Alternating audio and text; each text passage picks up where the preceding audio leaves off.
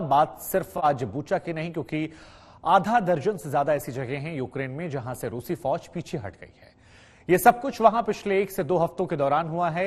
Ukraine का इन सब के बीच यह दावा है कि रूसी फौजों को उसने वहां से खदेड़ कर रख दिया है। हालांकि रूस कह रहा है कि इन दावों में कोई सच्चाई नहीं है, सच्चाई कुछ और है, कहानी कुछ और है।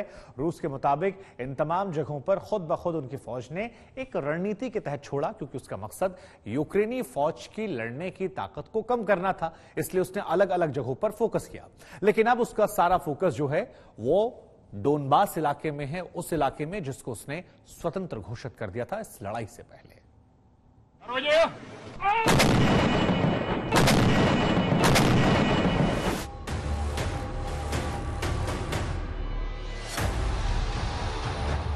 पिछले 1 हफ्ते में यूक्रेन जंग का रुख थोड़ा बदला हुआ दिखाई दिया।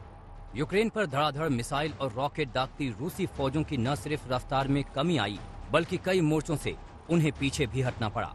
यूक्रेन का दावा है कि कम से कम 6 जगहों पर कब्जा जमाकर बैठी रूसी फौजों को खदेड़ दिया गया है। इन जगहों में कीव का बाहरी इलाका, इरपिन, बूचा, सुमी चर्निहिव के कुछ हिस्से और मारियोपोल के कुछ सैन्य अड्डे शामिल हैं। इनमें से ज्यादातर जगहों पर रूसी और यूक्रेन फौजों के बीच भीषण जंग के दावे हैं, जिसके नतीजे के तौर पर रूस को पीछे हटना पड़ा।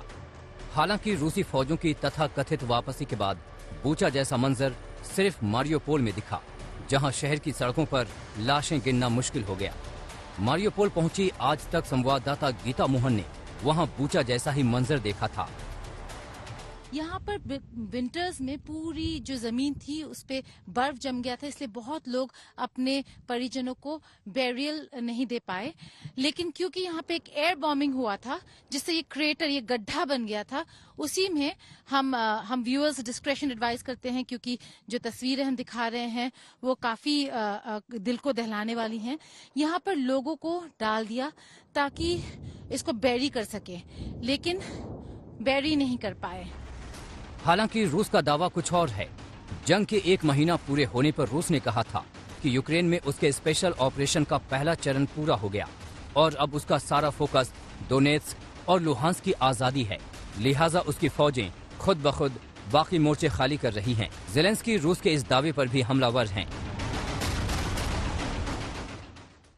І захисниці продовжують повертати контроль над громадами у Київській та Чернігівській областях. Все більше українських національних прапорів у районах, які були тимчасово окуповані. Збройні сили України не відпускають загарбників без бою, наносять вогневе ураження. यूक्रेन जंग के कुछ आंकड़े ऐसे हैं जिन्हें रूस देखना सुनना नहीं चाहता।